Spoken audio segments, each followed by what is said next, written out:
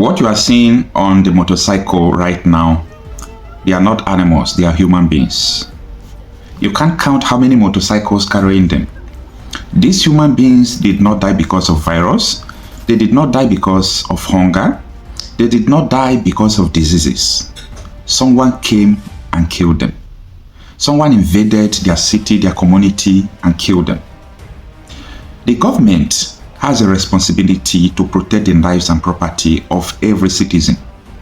But in the case of Nigeria in the 21st century we are, it is opposite. The government think and act as if they don't owe us duty to protect lives and property. People are dying in Nigeria and no one cares to talk about it. They rather talk about the war between Israel and Gaza. They rather talk about what is going on in Ukraine, how Russia and Ukraine are donating bombs to each other. But there is a secret war going on in Nigeria. There is a secret genocide, ethnic cleansing going on in Nigeria.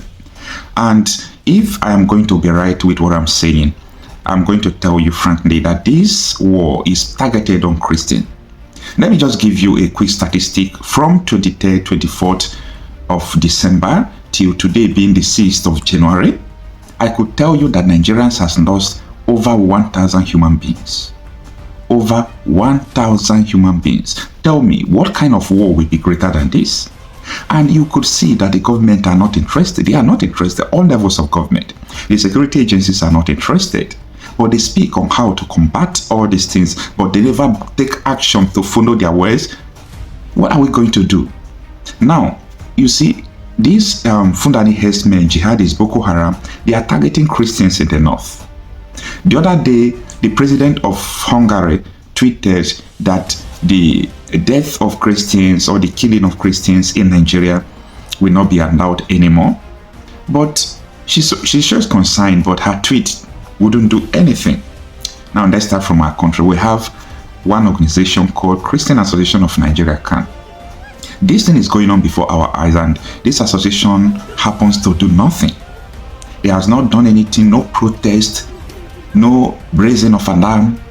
And most painful thing here is that our national televisions, who have capacity to, they have coverage to so many parts of the world, like Channels Television, Arise News, TVC, and so on and so forth. They hardly broadcast what is going on in Nigeria. They hardly broadcast all these things. Now, there are also another unfolding things that people should know. That this insecurity going on in Nigeria, that the government have been indicted right from, let me say, a decade and 5 years ago. Right from 15 years back, there are every indications that government are sponsoring these insurgents. One of the lady came on the national television to even indict this current vice president of Nigeria that he is a sponsor of terrorism. And this current vice president of Nigeria, there was a man called, I forgot his name, but he was declared wanted because he was a member of the Boko Haram, deadly terrorists that are bombing and abducting people. But it was a surprising thing that police unraveled that this man is staying in this current vice president's house and he was arrested there. So there are so many things going on in Nigeria that is beyond our control. There is an allegation that in northern part of the country, because they are gold that Nigeria is not mining, they are lithium, there are so many elements and they are oil in the Chad Basin. So all this northern governor, allegedly according to the revelation that is made known to the people on the national television by a lady, that these northern governors will sponsor insecurity in this part of the country to make sure that people will not put eyes on what is going on those soil. Then they will start exploring, mineral resources and sell it. Like in Zamfara state, there is a state in Nigeria, there is no airport in that state, but almost every week many planes will land there. What are they taking? They are taking Nigerian gold. In Zamfara state, the gold there is worth more than the gold in the whole Ghana.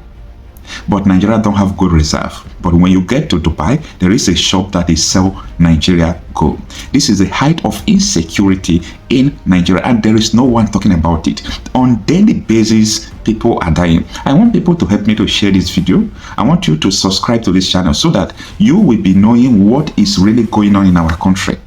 Now, Let me leave you to watch this video of this lady that came on the national television to accuse this current vice president. You know why I keep on sharing this video with you?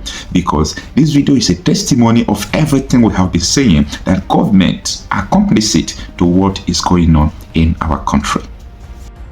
Especially as it concerns security. You must have an enabling environment in order to do anything. So you cannot take someone that is virtually senile and another person that has been associated on several occasions with funding terrorism. That is Kashim Shettima. Kashim Shettima, we should not forget Kabiru Sokoto. Kabiru Sokoto was one of the most wanted terrorists, and he was found and arrested in his house. Let us understand and let us not forget, this terrorism, this banditry, this carnage is not just happening by mistake. It's a multi-billion-dollar industry. A multi-billion-dollar industry because it takes a lot of money on defense budget. It has a lot to do with the sale of drugs. It has a lot to do with mining and illegal bunkering and illegal and illicit mining. And look at the areas that are generally affected by this. Take the Northeast, for instance. In the Northeast, you have the blue diamond. That is a strategic mineral.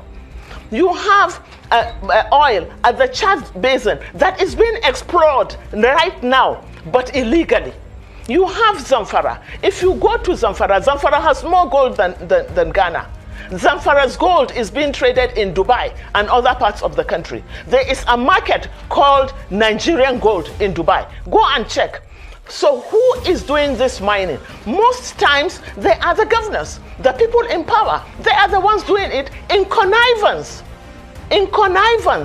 with foreign mercenaries.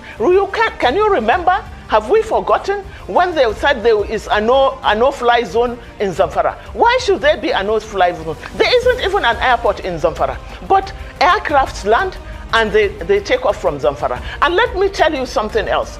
In Zamfara, every container that comes from China ends up in Zamfara. You know why? Because in Zamfara, the soil in Zamfara has all the strategic minerals that you can think of. So when the containers come in from China, they land they end in Zamfara, and a bag of Zamfara soil is today sold at 5,000.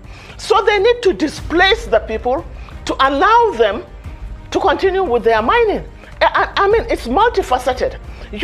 And these are people that one has been severally accused of harboring terrorists, even recently. And why? Let us ask, why should Shettima be visiting, along with his governor, be visiting and making a solidarity with a police officer that was being tried for drug trafficking? Why? So you begin to put these things together and you begin to understand why Nigerians must retrieve their country. We can't allow this thing to happen.